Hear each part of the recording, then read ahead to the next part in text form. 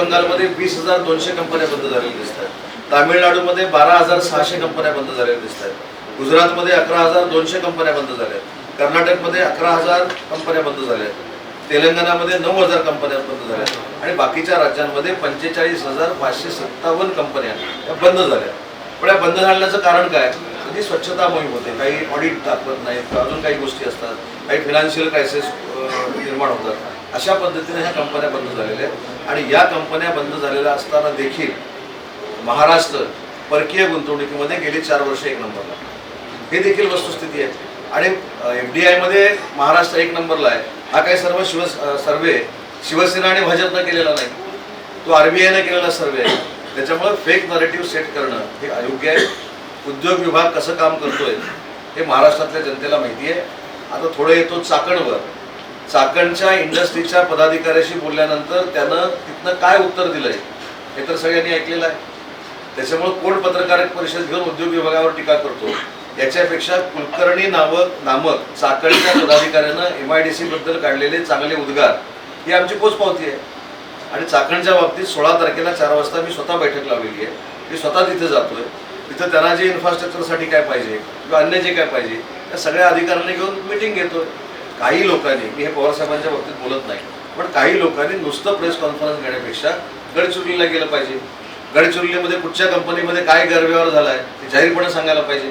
चाकणमध्ये उद्योगमंत्र्यांना काय केलंय जाहीरपणानं सांगायला पाहिजे. उगाच हवेत दगड मारून उपयोगाचं नाही. शरद पवार साहेबांनी जे ट्विट केलं त्याला प्रतिसाद देणं किंवा त्या शंकांचं निरसन करणं ही उद्योगमंत्री म्हणून माझी जबाबदारी आहे. बाकीच्या ट्विटना किंवा बाकीच्या सल्ला नक्की घेऊ, परंतु तो राजकीय आकसापोटी जर असेल तर त्याच्याकडे दुर्लक्ष करेल. त्याच्यामध्ये PMRD येतं, त्याच्यामध्ये सार्वजनिक बांधकाम विभाग येतो, त्याच्यामध्ये पिंपरी चिंचवड महानगरपालिका येते आणि MIDCच्या 27 किलोमीटरच्या रस्त्याचा जो प्रश्न आहे त्याला पैसे मी उपलब्ध करून दिलेले आहेत. त्यातले 15 किलोमीटरचे रस्ते कॉन्क्रीटचे झालेले आहेत. उर्वरित देखील पुढच्या वर्षभरामध्ये होणार आहेत. आणि बाकीचं जे इन्फ्रास्ट्रक्चर आहे ते डिसेंबर 2027 पर्यंत आम्ही चाकणचं पूर्ण करतोय. हा राहिला माझ्या विभागाशी संबंधित भाग. पण बाकीच्या विभागांना घेऊन म्हणजे PMRD आयुक्त असेल, पिंपरी चिंचवड महानगरपालिका आयुक्त असतील, सार्वजनिक बांधकाम CE असतील, माझ्या विभागाचे CE असतील, आम्ही सगळे 16 तारखेला 4 वाजता चाकणच्या संदर्भामध्ये चाकणमध्ये बसणार. या महाराष्ट्रातल्या MIDC होण्यासाठी प्रयत्न केलेले आहेत, हे कोणच नाकारत नाही. आणि शरद पवार साहेबांसारख्या ज्येष्ठ नेत्यानं जर एखादी सूचना केली त्याच्याकडे आम्ही राजकारण म्हणून बघत नाही. पण काही लोक राजकारण म्हणून जे याच्याकडे प्रकाराकडे बघताय हे त्यांनी बंद केलं पाहिजे. आणि प्रत्येकानं प्रत्येकाच्या मतदारसंघामध्ये काय काय चाललंय याचं लक्ष दिलं पाहिजे. मुंबईमध्ये एकच MIDC आहे, अंधेरी MIDC. आणि त्या अंधेरी MIDC मध्ये प्रचंड मोठे उद्योग तिथे सुरू आहेत. MMR रिजनमध्ये तळोजा असेल, रांजणगाव असेल, आपलं तळोजा असेल, पाताळगंगा असेल, तिकडे अंबरनाथ असेल, भिवंडी असेल, कल्याण असेल, डोंबिवली असेल, सगळीकडे चांगले उद्योग सुरू आहेत. शरद पवार साहेबांच्या ट्विटला मी बांधलेला आहे. शरद पवार साहेबांच्या ट्विटच्या संदर्भात मी चर्चा केलेली आहे. जे राजकारण करतायत त्यांचं राजकारण त्यांना लक्षाला होऊ.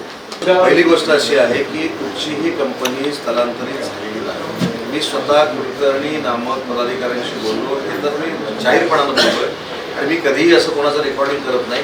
परंतु जे काही चाललेलं राजकारण आहे त्याच्यातनं मी ते मुद्दामच समोरच्या लोकांची भूमिका काय आहे की महाराष्ट्राच्या जनतेपर्यंत पोचावी आणि कशा बाबतीमध्ये कोण कसं राजकारण करतं हे कळण्यासाठीच मी ते रेकॉर्डिंग केलेलं होतं. मी 16 तारखेला भेटून त्यांच्या सगळ्या शंका दूर करेन.